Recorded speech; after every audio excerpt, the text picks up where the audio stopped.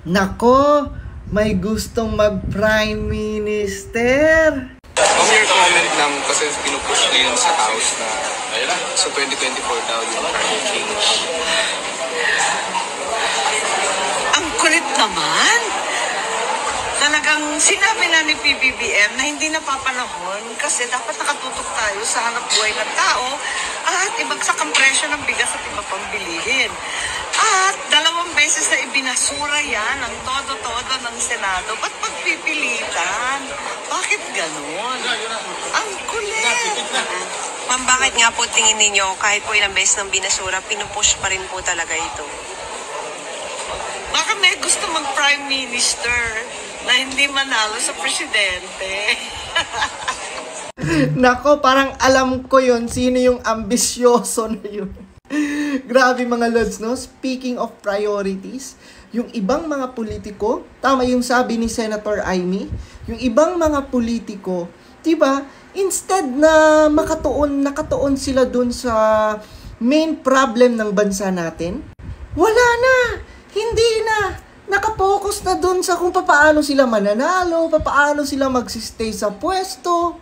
Diba, ang kulit-kulit kasi tama yung sabi ni Senator Amy, sobrang kulit naman, di ba?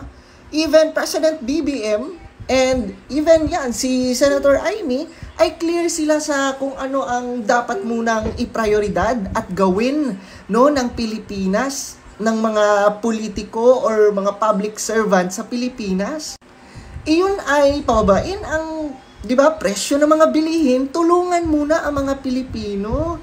Di ba? Sino ba yan? Sino na naman yung tambaluslos na yan na nag-expect na maging prime minister? Diyos ko.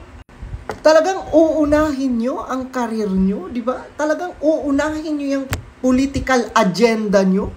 Mahiya naman kayo sa mga taong bayan, mahiya naman kayo sa Pilipinas, di ba?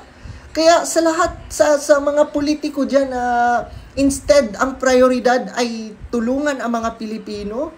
Pero nakapokus ngayon sa pangalan nila, sa reputasyon nila, sa karir nila as politician. Tigil nyo muna yan. Kasi sa totoo lang, kahit gaano kataas yung ambisyon yung maging leader ng bansa kuno, maging prime minister, kung hindi rin naman kayo magugustuhan ng tao, hindi rin Diba? Kaya ako saludo din ako kay Senator Amy kasi she speaks the truth talaga, diba? And kumbaga mararamdaman mo si Senator Amy na para sa kababayan lang, diba? Para sa Pilipino lang siya. And siya mismo, diba? Siya mismo talagang nakakahalata and siya mismo nakaka-observe na may ibang, diba? Iba dyan na ang goal nila is pansarili lang. Diba? At hindi nila iniisip ang sambayanan.